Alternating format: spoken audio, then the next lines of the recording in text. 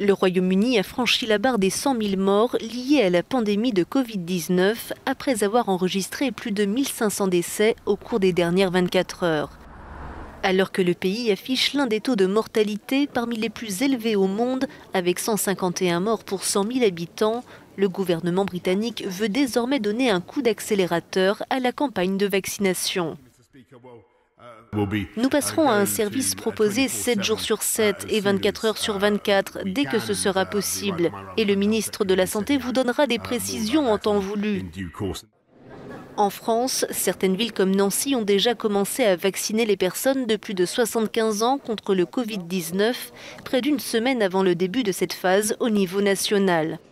Le variant britannique, plus contagieux, représenterait à ce jour près d'1% des nouvelles contaminations dans le pays, d'après les autorités sanitaires. Le gouvernement doit annoncer ce jeudi s'il compte renforcer les mesures de restriction, alors que le Portugal opte pour un reconfinement généralisé dès vendredi.